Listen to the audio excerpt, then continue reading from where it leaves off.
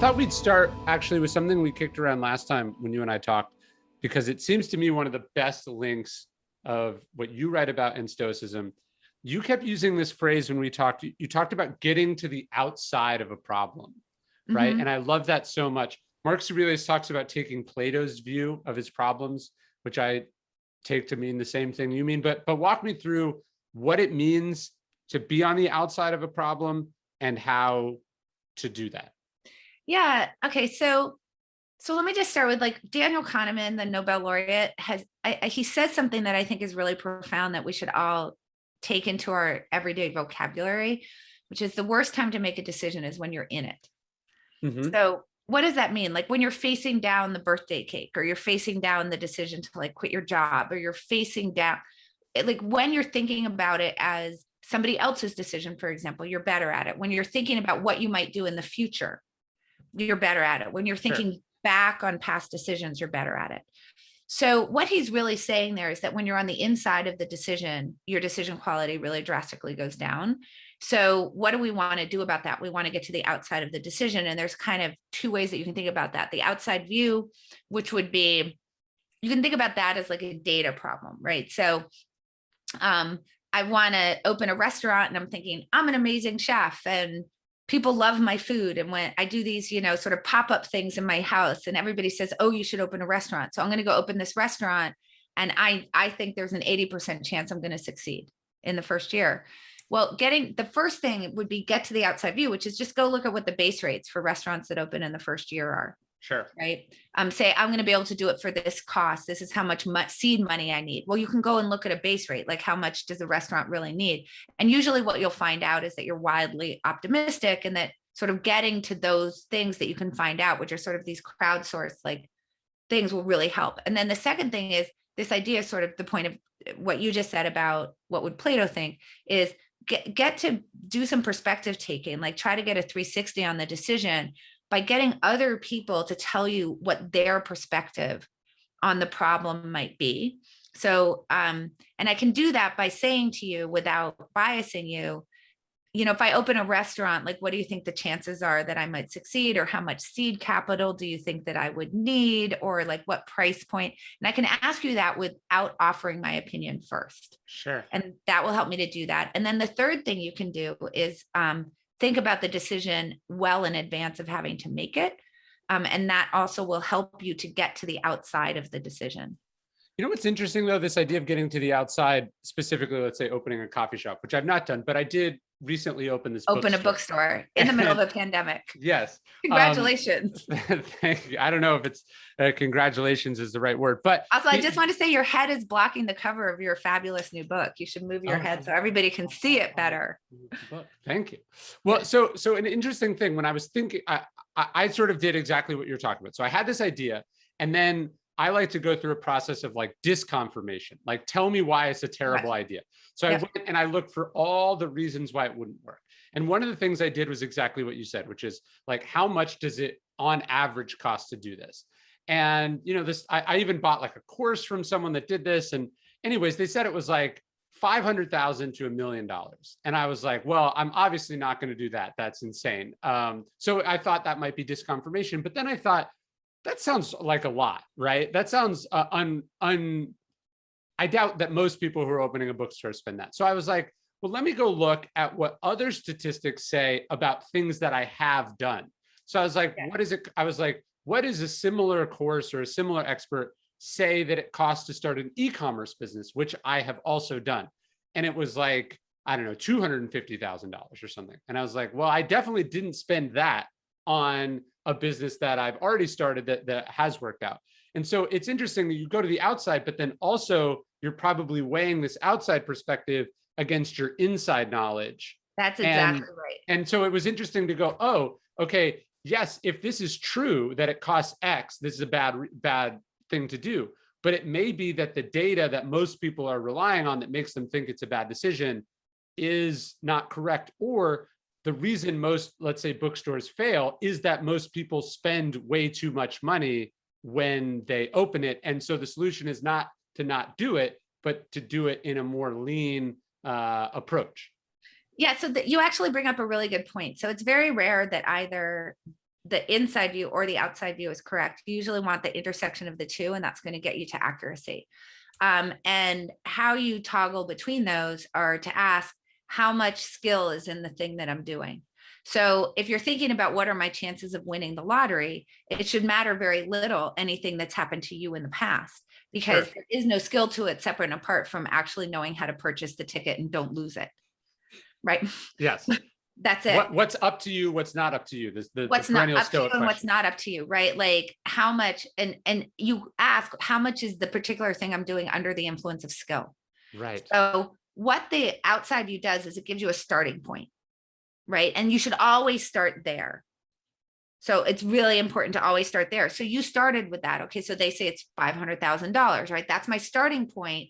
Let me then try to now narrow that down and think, exactly as you did, what is the skill that I personally might bring to this equation? So I could know in general across all tennis players what the speed of the first serve is. But if I'm trying to find out what someone in the top 25's serve speed is, I should actually look at that as the reference class. And sometimes the more skill there is, the reference class might be you. And to do exactly what you did, which is to look back and say, for similar things that I have done in the past. So now you can construct your own base rate, basically. And a base rate is just how often something happens in a situation similar to the one I'm considering. So now you can say, for things that Ryan Holiday has done in the past, how much has he come below the base rates for the things that he's doing? And now I can discount off of new things. Right. The sample size you're looking at is really important. David Epstein told me something that stuck with me once. He was saying that, okay, obviously, generally we say height is correlated with success in basketball. Right. But he's like, if you look at studies of NBA players, actually height is negatively correlated with success in basketball, because the taller you get, actually the less sort of limber and skilled you are. So tennis, there's like a tipping point. Right. So it really, the sample size, when you're talking about getting outside, if you go too far outside, you're like, everything's pointless. No one ever succeeds. Nobody ever beats the market. Like, this is something people do all the time. They go, you should never invest, only put your money in index funds, or, it's impossible to beat the market. Well, that's true on average. And I think one of the things that COVID helped me with is, like, I realized, as we've watched how insane a good chunk of the population is, I go, oh, these people are included in all the statistics about everything that we look at. That is exactly right. So you're like, so with the market, what you can say is, essentially, there are a lot of people trading in the market who are experts, who spend every second of every day building models, quantitative models. They have analysts working for them. Am I willing to put in that work? Yeah. And if the answer is no, you should probably just index the market. That's where the base rate really helps you, because you're trading against experts. Right. Right. But if you are willing to put in the work, then you can say, I'm smarter than the average bear. I'm going to hire a really good team. And now maybe it would be better for you to not index the market. It's a little bit know thyself. Like, you just have to understand, like, do I understand this space enough? And am I actually putting in the work and not just thinking? So as an example for what you did, you said, I've done a whole bunch of things. I can look at what the base rates for how much it costs to do that. And clearly I'm pretty good at being efficient. That's a reasonable base rate. But for you to say, I'm a great author, so if I open a bookstore, I should be able to assume it's not going to cost me 500,000 to $1 million. That would be absurd, because those two things are not there. Doesn't make a good reference class. And this brings up, like, a really important part of decision making is that you have to get the right reference class. And what is a reference class? It's, well, the situation that's similar to the one that I'm considering. So, and these kinds of reference classes, by the way, these problems come up all the time. It's essentially, what's the right denominator to be choosing? And you can see this in communication about information about COVID. So when you have a disembodied number, like 6,000 people who've been vaccinated have died from COVID, well, but that doesn't tell me anything about the reference class you're choosing from, which is the total number of people who have been vaccinated, and what is the proportion compared to the total number of people who are unvaccinated and the probability that they might die. Another thing that would be like a case of sort of a misuse of, like, not letting people know what the reference class would be. If anybody ever tells you that, like, you're 20 times more likely to die of something if you eat a hamburger in your life. Yeah. this is, I'm a vegan saying this and I'm saying this is silly. What that means is that the probability must already be quite small. Right. Because otherwise you couldn't get it to be 20 times more likely. So these issues are not just about like trying to get to the outside of the of the decision, but it's just denominators in general are really, really important in understanding like of how many, like that's the thing that you want to ask, of how many and what is the group that you're comparing it to.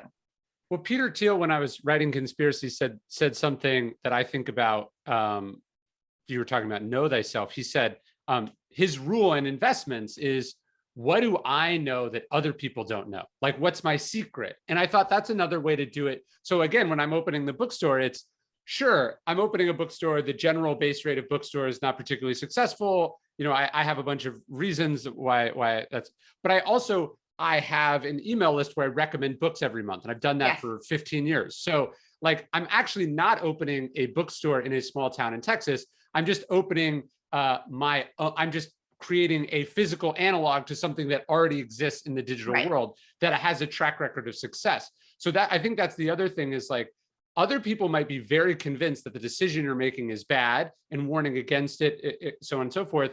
But if you know what you're trying to do and why you're trying to do it, you have something that you know that they don't know, that can change everything, because you're dealing two people. We talked about looking at other people's situations. You're actually two different people looking at two totally different situations. You know, and you have information that they don't have access to. So I would say just two things there. I would say you also want the corollary, which is, what do I think other people might know that I don't? Who's on the other side of the trade, and they obviously don't think what they're doing is stupid. That is right. So you that's another thing. So you have to combine those two things together. Otherwise you won't get to a good decision. And then the other thing I think that is really good about what you just brought up is when the person says, no, the base rates for bookstores are really bad. I don't think you should do this. It's going to cost you too much money and the failure rate is too high. To not sort of fall into that trap of just saying you're wrong. Sure. And instead be willing to engage with them and allow them to ask you, why do you think you're different? And for you to actually put yourself to the test of being able to articulate that, which you did very well. And that sort of brings up, there's different ways. Like when we think about how do we figure out how this will turn out in situations similar to the one that I'm considering, what is the situation that I'm considering? And sometimes the surface attributes of the situation can fool us. So a lot of times when we come to decisions where we have different points of view, it's because we're actually thinking about different problems. And so I'm using one reference class and you're using another, allowing us to sort of explore and expose the fact that we're thinking about different reference classes is going to improve our decision making. That's actually partly what allows you to walk around the decision a little bit better, right? And to get to the outside is, well, if I think about it from this reference class, things might look really bleak, but I actually think that's the wrong frame. And this is the way that I'm framing it. And then have a discussion about that. And actually, as many frames as you can look at, usually the better off you're going to be. And don't you think that's a key part of leadership? And it's certainly of writing, because I'll get this note sometimes from editors, and I know we both have worked with Nikki at Portfolio. I actually literally just came off a call with her, and I mentioned I was going to be speaking to her. She was very excited, and she says hello. That's amazing. Well, it'll be like, you have to unpack the assumptions here, will be the note, which is that you have made an argument that's based on a whole host of assumptions or ideas or understanding of reality that is either not shared or has not been communicated. And I feel like in COVID, politicians especially have done a very poor job of explaining the risk calculation and the information that went into that decision. So instinctively, if you're sort of very conservative or very, have a high risk tolerance, I don't mean that in the political sense, you're either instinctively against or for what you just heard, but the people who are on the other side of it are confused because you haven't communicated why the decision you're making isn't insanely risky or reckless or whatever. Yeah, so you bring up something really important. So when I'm working with leadership, there's kind of a twofold problem. One is that we don't unpack the assumptions just in general, right? Yeah. And then the other is that when we recognize that some of the things that are included in the decision that we would need to unpack. That the way that I think about it is you have to make explicit what's implicit, that there isn't like a right answer in the sense of like 2 + 2 = 4. Sure. That people don't want to answer at all. So like, for example, if I'm working with someone in venture and I say, okay, for this company, I want you to give an estimate, a point estimate for the exit value, and then a lower bound and upper bound. The first reaction that I'll often get is, I don't know, I can't do that. That's like way in the future, and Sure. power law and this kind of thing. And I said, yeah, but the problem is that on the day that you invest, there's a whole bunch of that is implicit. It's already baked into the decision. So the fact that you're worried that I'm asking you to write it down and that you might be wrong is causing you to actually not make it explicit in a way that unpacks the assumptions so that we can examine those as objects, which become really, really important. So like, same thing in a simple way. Like, this was a discussion that I had actually with one of my clients in venture. I said, I want you, every time that you're thinking about investing in a company, I want you to estimate the probability that it will successfully fund at the next round.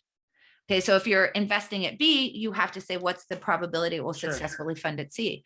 And they said, well, why would I do that? That's not why I'm investing in the company. I'm investing for like the $1 billion exit. And also like, how can I know? Right. Yeah.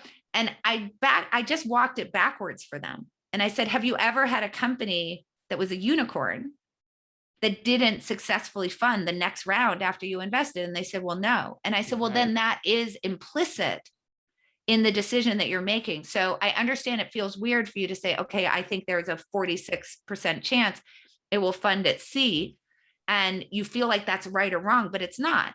It's an estimate that's already baked into the decision you're making. So if you can figure out what are those things, what are those assumptions that I'm making, make them explicit, be willing to expose yourself to that. It's scary, but it's already in the decision. So expose it. It's okay. There's no right or wrong. It's about being able to close those feedback loops and allowing people to also examine your assumption and be able to talk about it as like an object that you can look at and, to your point, like get to the outside of.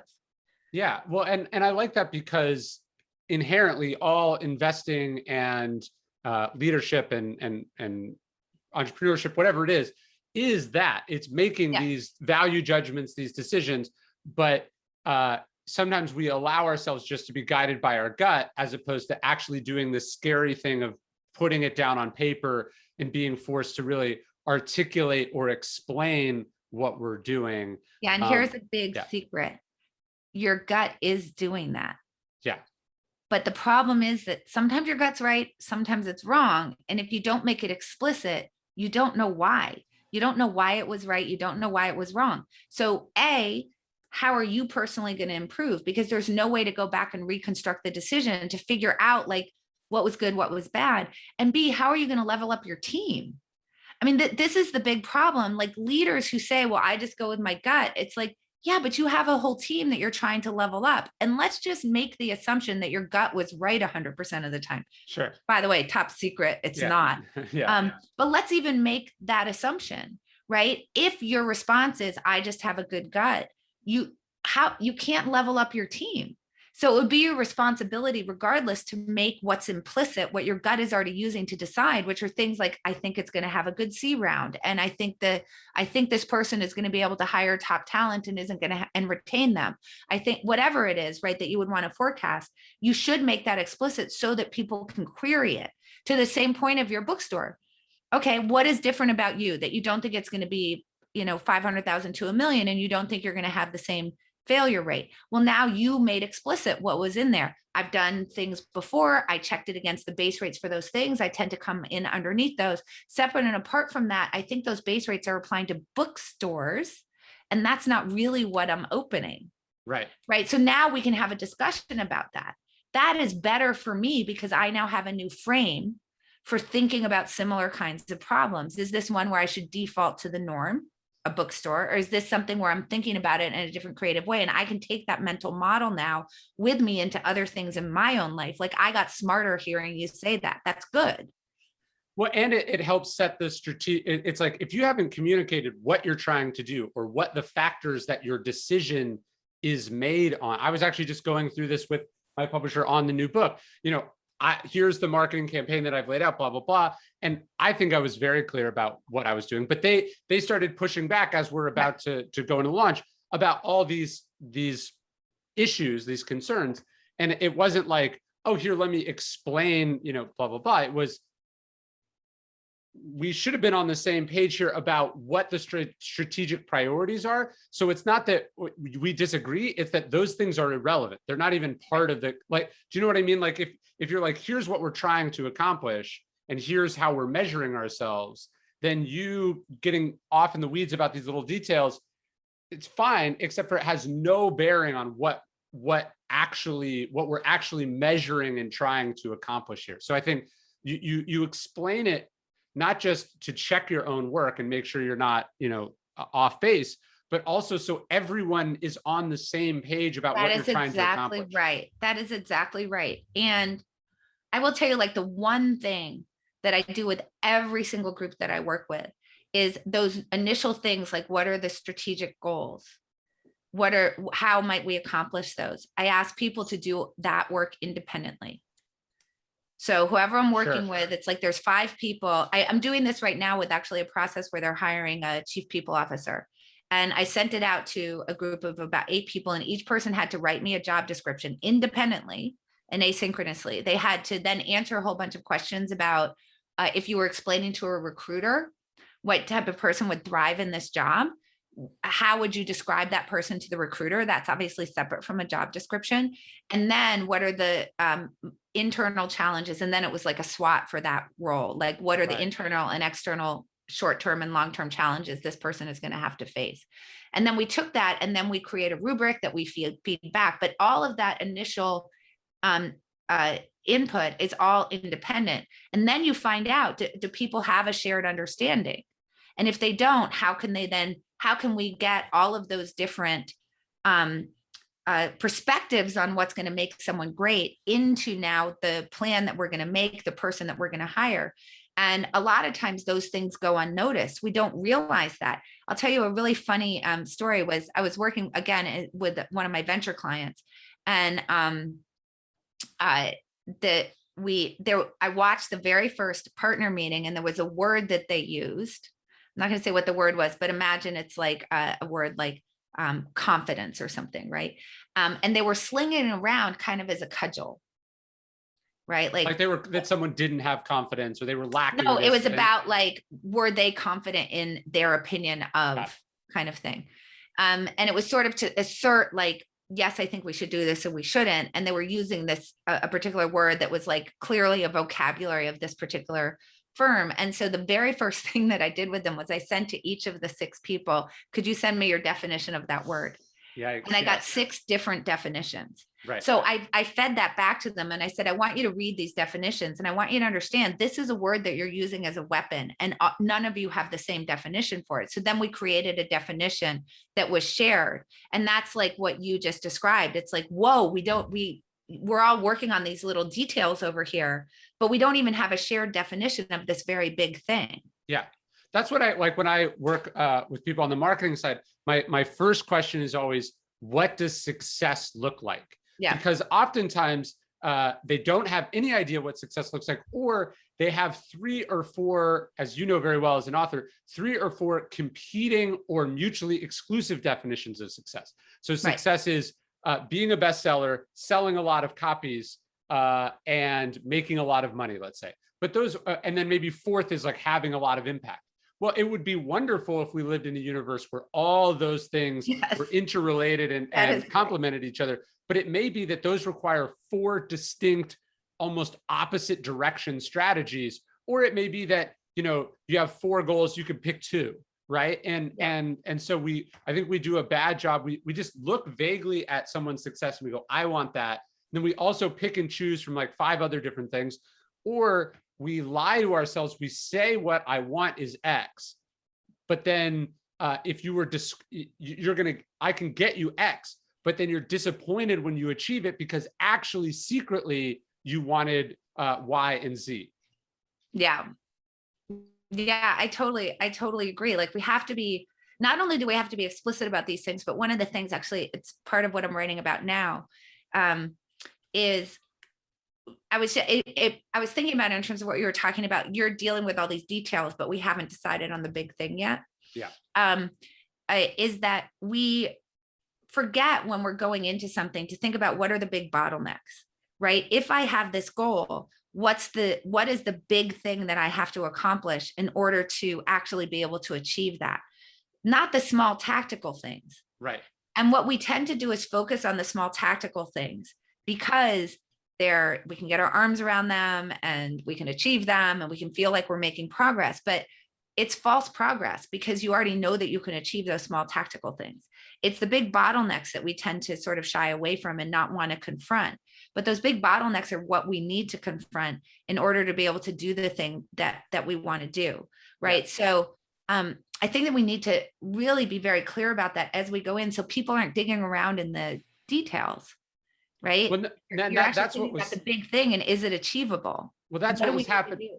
That's what was happening here. Is like, I'm like, look, we got to get these books to the people who want them, and they're like, well, are we sure they're going to report to this list or that list? And I'm like, that doesn't matter at all. That's not even like top 20 of my concerns on this, right? And so we're holding up the main strategic priority to get in a tactical discussion about something that not only isn't one of the priorities, but is probably mutually exclusive with the main strategic imperative. And I think that's the job of the leader, is to know, like, what is, you and I both know Les Snead at the Rams, their thing is like, keep the main thing the main thing. What is the main thing? What is success look like to you in this instance? And if you don't know that answer, it's impossible to make good decisions. Not only is it already hard to make good decisions, but how could you possibly make the right decision if you're not sure what outcome it's helping you approach, what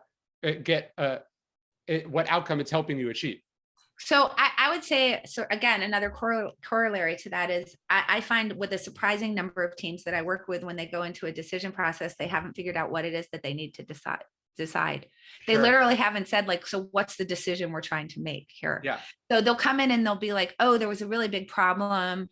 We had we had a crash. We had an outage, and such customers like really upset. And they'll just start talking about it. And it's like, hold on a second. Like, you have to say, what are you trying to decide here? Like, you're just now having a conversation, but you haven't decided what the output of the conversation is supposed to be. That literally should be the first step. Okay, if we're going to talk about this outage and how what happened in terms of breakdown, in terms of the customer, what is the output of this discussion supposed to be? And if you don't do that, you get bogged down in like little details of like finger pointing, or it was midnight and the customer was pinging us and nobody responded to them till 1 a.m. Okay, that's fine. That might kind of help figure out what you want to fix, but you haven't decided, like, are you trying to change the communication structure? Are you figuring out, like, are you trying to reduce the probability of an outage in the future? If you believe that is going to continue to happen, which it probably will, are you trying to create a new way that there's that the company is going to react to? Tell me, what are you trying to decide here?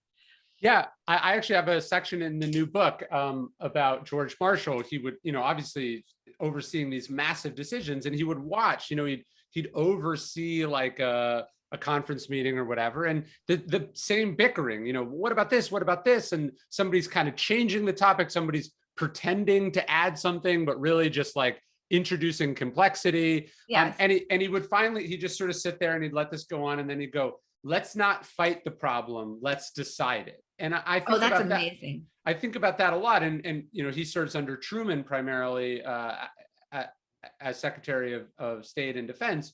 And what Truman had to do, I think, compared to almost any American president, is a very short window, make some of the most consequential decisions in American history. Yeah. The first meeting of the United Nations, the first shipment of uranium, the dropping of the atomic bomb, the Berlin airlift, the Marshall Plan, the Truman Plan. He has to make like world-altering decisions, and he's not the smartest guy in the world. He's not the most trained diplomat. He's barely been out of the United States.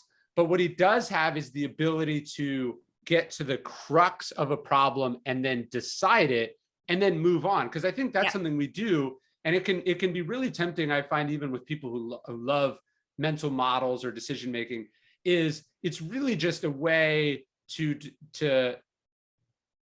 to not have to actually make the fucking decision and then execute on it? Well, so yeah, so this is something that I think about a lot is, first of all, if you don't know what you're deciding, then you won't make a decision. Right. Number one. Number two is this thing about the illusion of progress, right? Like one of the things that I find fascinating is that we do spend all this time on the tactical side or on the smaller side of the decision, and instead of confronting big problems, because it gives us the illusion of progress, which is something that we like. That has knock-on effects that are really bad. It makes it harder to actually quit when you figure out you can't do it. Which we can get into if you want, but it's actually quite a big problem, but also it means you're not actually making any progress to solve it. And that kind of knocks on to, I see people trying to order off of a menu and they're taking forever and they're like polling everybody at the table and they're asking the wait staff, and it's like, what is going on? And it's because it feels so solvable to them. Yeah. But it's so not important. Right. And because they haven't stepped back and said, what is the thing I'm trying to decide? I'm trying to decide what to have for this meal, which then I'll have another meal in 6 hours, which then I'll have another meal when I wake up in the morning, which Right. then I'll have, do I really freaking care? Why am I putting my energy into this? And I think that becomes a really big problem. Whereas when you get into these like really the big tough problems, what happens is people just sort of fall apart and you get into like illusion of progress, or the worst is not stepping back from the decision and saying to yourself, is the next piece of information that I'm likely to get going to change my mind? And the surprising thing is the answer is very often no. Once you've gotten to a certain point, you ought to just go ahead and do it. But people continue well beyond the point where if you ask them, what's the next piece of information going to do for you? Usually the answer is going to be no. And they haven't done the even more important step, which is, okay, you're kind of there. So what could you find out that would change your mind? As opposed to just, right. Because otherwise what they do is they just keep adding more stuff on, finding out more stuff because they think more is better. But more is not better if that more isn't going to change your mind, no matter what the answer is. You should just say, is there something that will change your mind? And if the answer is yes, go see if you can't answer that. But what I think happens, and this has to do with what you said about Truman, is that you have to be willing to say, I am sure enough. And the thing that I know is that if I am a really great decision maker, there is some times where my decisions will work out and sometimes where they won't. And that is okay, because I'm just trying to make sure that enough of the time they are working out to get me toward my goal. But what happens is that when you get in a room, this is particularly like in an enterprise setting, and people are like, okay, we missed our sales goal. I'm doing a blameless postmortem, which like is nonsense. I'm doing a blameless postmortem. We just want to know, like, what was your model? Why did you think that this should be the goal? And people are having to defend themselves. That there's a really good way to defend yourself against that, what feels like an attack there, which is, look at all the data I accumulated. Right. The more data wasn't to change your mind, it was to cover your ass. That is exactly right. And what does that do? Not just on a personal level, it slows me down on a personal level, but from an enterprise standpoint, it's death, because it slows literally the whole organization down, because every single person in that organization is waiting too long to make decisions, not because it's going to change their mind, but because when they get in that room, in that blameless postmortem, they want to make sure they don't get blamed. So they're trying to make sure that the term makes sense, right? So what do you think, because we talked about this in a couple of the other interviews that we did, obviously one of the biggest decisions of the last several years was the decision to pull out of Afghanistan. And it's depending on how you look at it, it's gone terribly or it's gone brilliantly, or probably a combination of the two things. It was either very necessary or done very recklessly. Again, probably a combination of the two. But it strikes me that we are really bad at distinguishing, and you talk a lot about this in your book, but distinguishing between correct decisions and positive or negative outcomes. Right. And then also that you're never going to, it's never going to go, even if you made the right decision at the time, it could still go completely sideways for a bunch of factors that are outside of your control. And sometimes our reaction, as you said, like the company sets up this process that it thinks is helping make better decisions, but in fact is like, you wonder why 3 or 4 consecutive US presidents didn't pull out of Afghanistan. It was precisely because of how we reacted to it happening. That is exactly right. And so first of all, let me just log a prediction. In 6 months, people are going to look back on that and be like, oh, that was really good that we pulled out of Afghanistan. I think so too. The way that I think about it is like, you're thinking about breaking up with somebody, you know, you had tons of time in the relationship. You spent a lot of effort on it. You're like, okay, like, should I break up? Like, I don't know. I don't want to have wasted all my time and I've put so much effort in. Okay, fine. I'm going to break up. And then the person is like a psychopath who starts like calling your parents and telling them you're like a nymphomaniac and you really like 5 ways. Nothing wrong with that if that's what you are, but if I'm assuming in this case they're lying, right? And they're calling your friends, a very being specific example that you're referencing. No, I never. It's never happened to me. I know for real, it hasn't happened to me. But like, you know, and like they're calling your friends and being like, she's a heroin user and she does meth, you know, and you're like, oh my God, this is the worst thing that's ever happened to me. But again, that idea of when you're in it, it seems so horrible. When you get time and space from the decision and you look back and you say, you know, okay, that was really awful, but it was really good that I got out of it. And I'm guessing that that's probably sort of, my guess is that's how it's going to settle in. It was really, really horrible what happened when we exited. But when you take a very long view of what the cost of that was and the people who perished before those 13 people perished and how many people would have perished if we would try to maintain control and that kind of thing, I'm guessing people are going to have a kinder view of it. I'm not sure. Sure. But I think so. The thing is that, you know, with all of these things, I think we're too sure that we know the answer. And to your point about like, we use the outcome as just a way to get to whether we think it was a good decision. My answer is, I don't know if it was a good decision because there's things that I would have to know. Like, if you were to have pulled all of the Americans and all the SIVs out earlier, would that have caused a problem that would have created conflict? At what probability and how many people would have died in the process if you hadn't done that before? I don't know the answer of that. I'm not, you know, in intelligence. So I would need to know that. I would need to know if you looked across all of the experts, what did they think the probability was that the Taliban would take over that quickly? So, you know, what was the chance of the Afghan government? I don't know. Right. Like there's just a whole bunch of stuff that I don't know there. And so it's very difficult for me to make a decision about whether the withdrawal was done well, because I don't know what that decision tree looks like. And I think all of us should say we don't know what the decision tree looks like. Well, I love that. I think that's a really great mindset to look at things, whether it's current events or business decisions, or even your own employees or the people that are in your organization, which is as you're evaluating a decision, you can't simply go, it was good because it worked out. It was bad because it didn't work out, right. or it was what I would have done or wouldn't have done. It's to actually go, I don't know. Before I can tell you that, I need the following information, right? And to say, as you said, like to look at it, I would need to know X, Y, and Z before I could give you my opinion. There's a certain amount of restraint and humility in that I think, again, we have trouble doing. And then I think because we have trouble doing it, it actually gets worse decisions from our leaders because we don't hesitate to say it was a good decision, it was a bad decision, I'm upset, I'm angry, you screwed up everything. Like we should go, well, hey, you're like, we elected you, please get up and explain to us what you were thinking and what you knew, and then we'll decide whether your approval rating goes up or down. Like, because I mean, I really want to know, like, there's 3 things that I would really like to know. Right. I'd really like to know what was the expected loss of life if they had started doing the withdrawal before, in other words, getting people out prior to the date of the withdrawal. I don't know, because I don't know, did the Taliban threaten something, whatever, like there was an agreement in place, they were going to violate the agreement. I don't know, would that have caused civil war?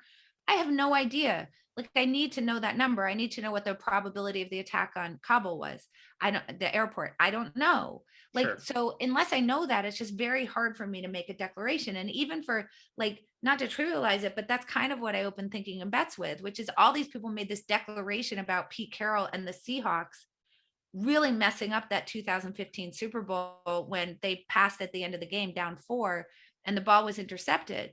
But the fact is, until you know what's the probability that Marshawn Lynch scores, what's the probability of an interception there, what is that buying you in terms of 2 plays versus 3, so on and so forth, like, you can't know whether it was a good decision until you understand what that decision tree looks like. And I think if we could all take a step back and think more about what are the things that I would need to know to give an answer, as opposed to just declaring that you know the answer, I think we'd be a lot better off.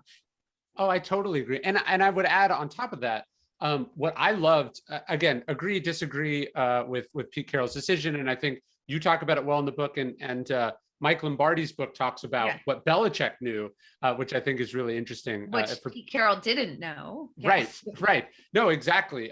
So for people who haven't read Gridiron Genius, also a great book. But and little known fact, that, by the way, Mike Lombardi is the reason my books were introduced to professional football. But what I love, oh, that's incredible. You know, I just had him on for the Alliance for Decision Education. He was on our podcast. He's so wonderful. So he read it and gave it to the Patriots that year, and then he gave it to the Seahawks after the Super Bowl. So it was quite a fun little story. But what I loved about that, and I think this goes to leadership being something like, leader is someone who makes decisions, but leadership is more than making decisions.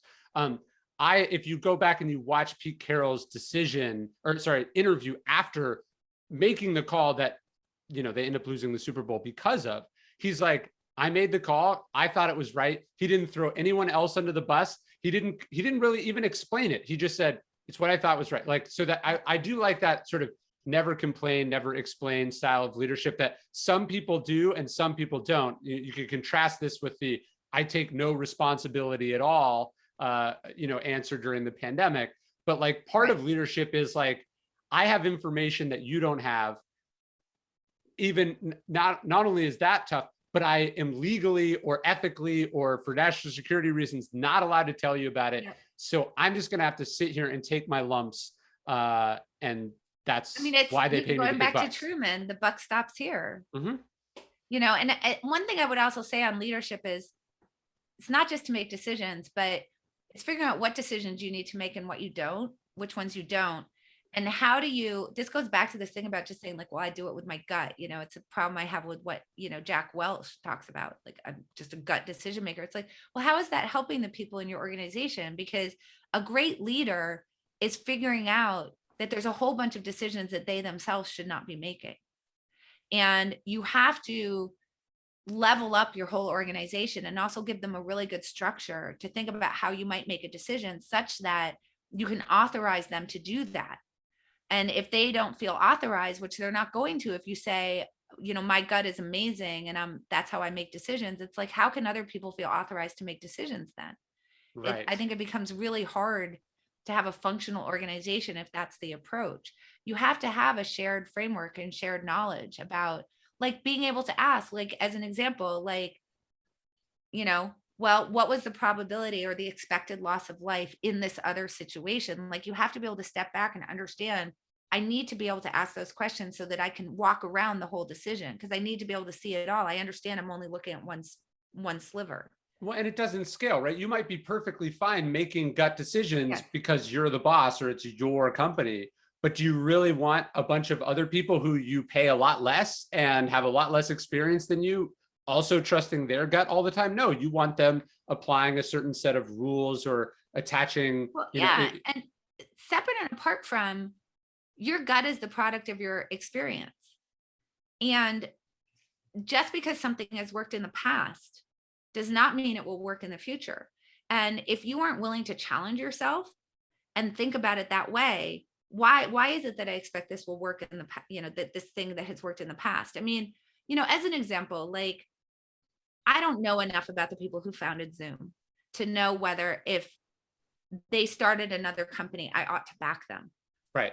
But what I do know is if they think we're people that can always generate outsized returns with the things that we start, that I would not want to back them because they're not taking into account the pandemic.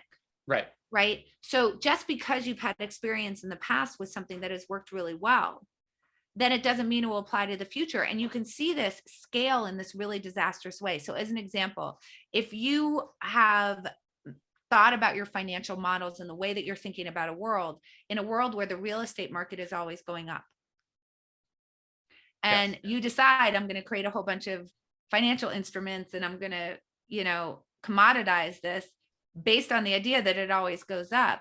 That's your gut telling you, this is my experience. This is because you're not poking holes in it. You're not able to Sure. examine, like, again, unpack your assumptions.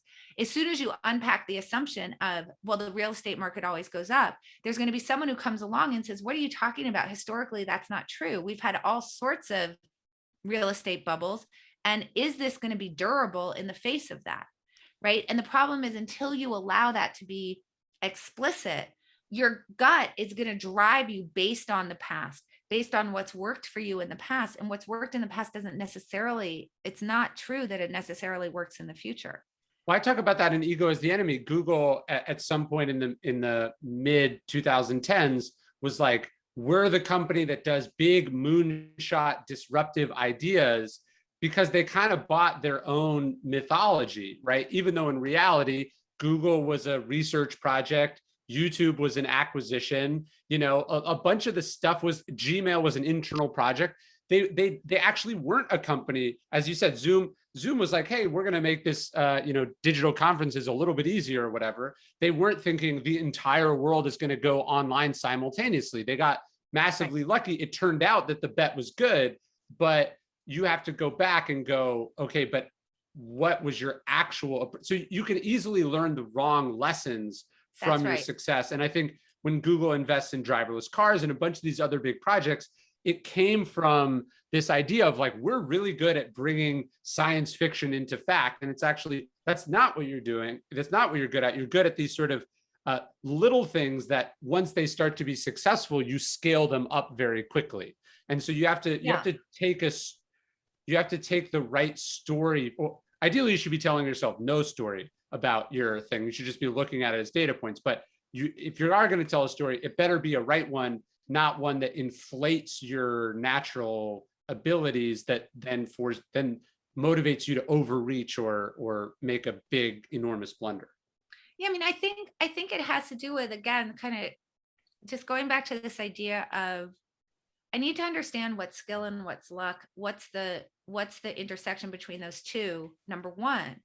And then number two is to say, I may have been very skillful in the environment that existed in the past, but that doesn't necessarily mean I'm skillful at this thing in the future.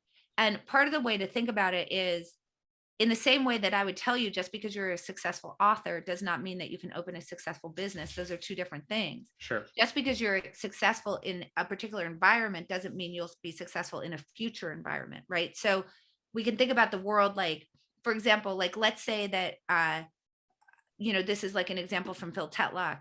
I am an absolute subject matter expert and a great forecaster of US-Russia relations in the 1970s. When the wall comes down, it is essentially like, I used to be an author and now I'm thinking about opening a business, because the world is now so significantly different than the world that you were actually forecasting into and the mental models that you might have been applying to that.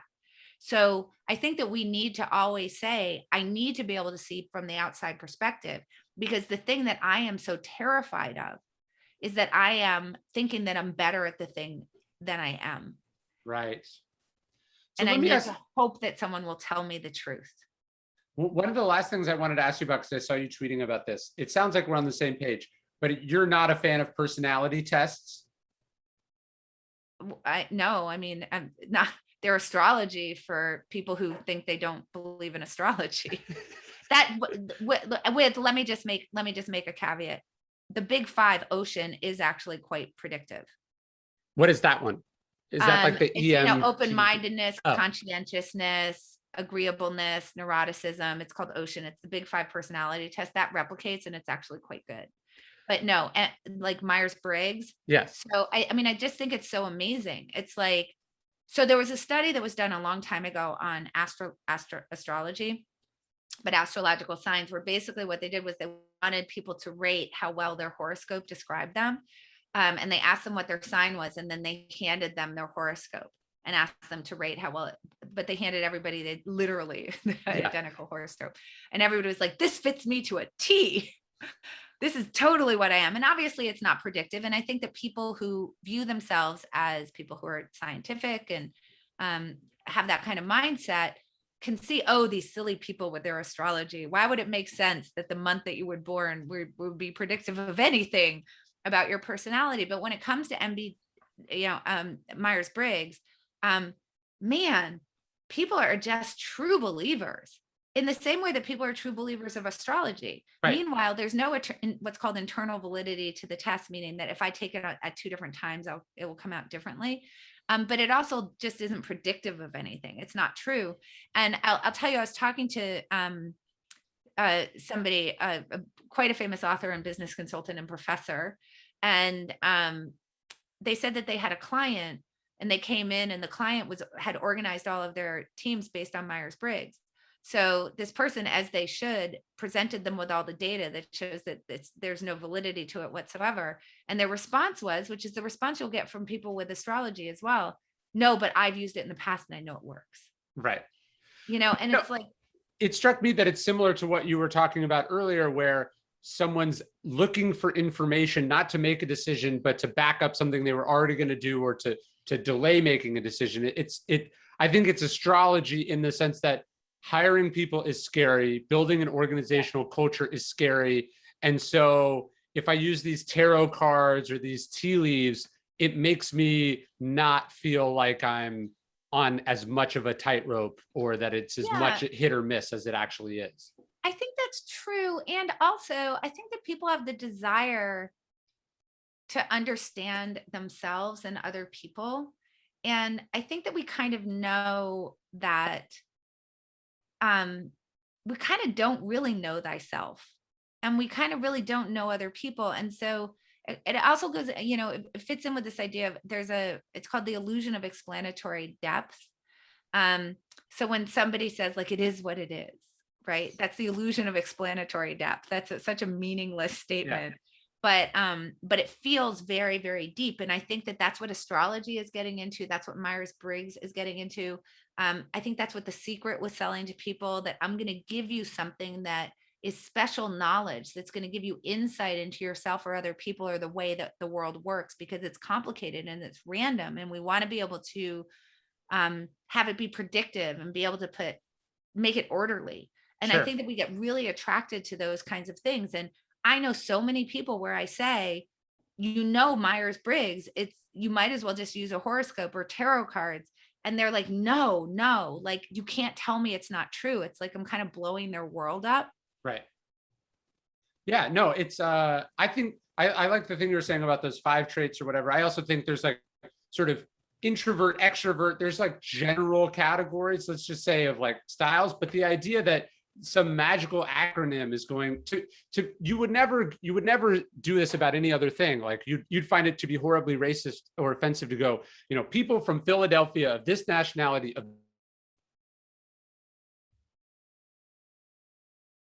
and offensive.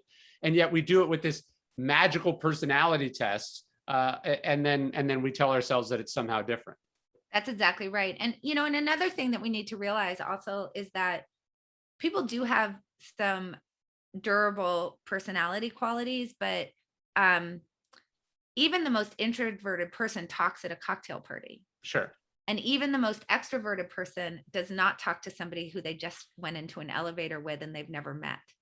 So we need to also understand that these things are very situational, right? So that example actually comes from, there's a book that's going to be coming out from Don Moore and Max Bazerman. People should be on the lookout for it, which is a leadership book, actually. And they make that point, right? Is that this is part of the problem. A lot of it is situational. Like, what situation are you in? Are you sort of the alpha in the room? Is there another alpha in the room? Are you in an elevator? Are you in a cocktail party? Is it an area you have expertise in? Is it an area you don't? And these things, like, while I can see that if I put an extrovert in a cocktail party and an introvert in a cocktail party, the introvert will certainly talk less. Both of them are talking. And same thing, reverse with the elevator. And we need to realize that these things are often very situational. Yeah. No, I've had this discussion with some people.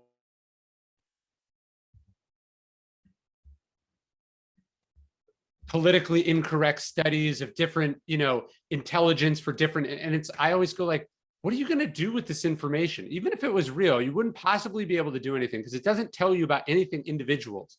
And so I just think about the colossal waste of time that we have spent as a society asking people questions for a personality test when you could have just like talked to that person or like you just think about collectively the energy we've spent putting people in these random made up boxes and the money that was spent to no discernible end. It's preposterous. Yeah, so I'm going to blow up another one for you as well, which is learning styles. Yes. But people love them. And here's the problem is that, again, to your point of like, what a colossal waste of time, this has been embedded now in our educational system. This is something people talk about. They ask you what your learning style is. They talk, the schools are spending a tremendous number of resources to like figure these out and test people for this stuff. And it's complete crap. But people really want to be able to say, here's the explanation. This is why you are the way you are. This is why I'm supposed to teach you this way. This is supposed to help me through the uncertainty. And that illusion, that promise of false certainty that we give people instead of teaching people to embrace it. Right. Embrace the uncertainty. You are going to be a much better decision maker if you stop trying to put false order on the world and just accept. There's just sometimes crap's random. And as you said, just talk to the person. No, I read a great piece that is sort of informing how we're going to school our kids, but they were like, schools have decided to teach skills, right? So they teach reading as a skill, even though reading is actually I don't even know how to describe it. But so they teach reading, but they found in studies that when kids actually know or care about the thing they're reading, they read much better, right? So if you have a kid read a paragraph about baseball and they like baseball, they're magically better at reading than if they don't. Right.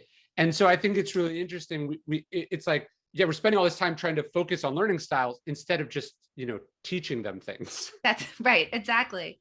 But it's like a simplifier. That's the thing, is like, we want things to be more simple, and in a lot of ways, if we go back to that idea of gut versus actually surfacing, let's unpack the assumptions. Let's make explicit what is implicit in the decision. Gut is a simplifier. It simplifies the decision for us. And we like simplifiers, but you know what? Life is complicated and decisions are complicated. And I'm not saying that you need to make make things explicit for every decision. I'm not saying that you need to get independent and asynchronous input for every single decision that you make. I'm not saying you need to go search for the base rates. I'm saying know the decisions that really matter, where the impact of getting it wrong is going to be great, where it's very, very hard to unwind if you get it wrong, right? And spend a lot of time with that.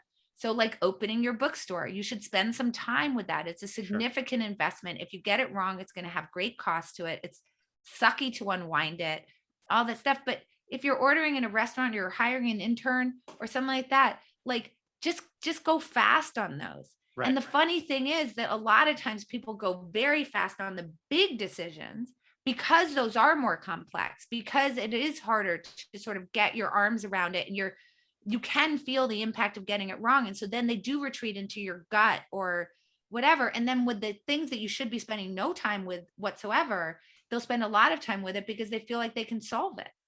And it's like, but you shouldn't spend any time on that. So we actually flip it in this weird way.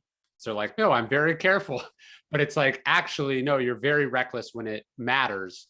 And you're very conservative and deliberate on things that are completely insignificant. Yes, that's exactly right. Annie, this was amazing. Thank you so much. It's always awesome to talk to you. And I love your books. And I can't, will you tell us really fast what the one you're working on now is about? I will, absolutely. So that's what I was just talking. I sent Nikki the first third, and I've got the second third already drafted. I'm probably going to send it to her after I polish at the end of September. I'm so excited about this. The title of the book is Quit. Ooh. The subtitle, which probably won't stick, I just want to say that, is the underrated skill of changing your mind and changing course in a changing world. And essentially what the book is about is that, obviously to be successful at something, you must have been gritty. Right? You have to have stuck to it, but that doesn't mean that if you stick to things, you will be successful. You also must have quit a lot of things, or you wouldn't. That's right. Be doing this new thing. You have to quit a whole bunch of stuff. And that when you look across the science, the big human deficit is actually that we stick to things way too long, past the point that we ought to quit them. Sure.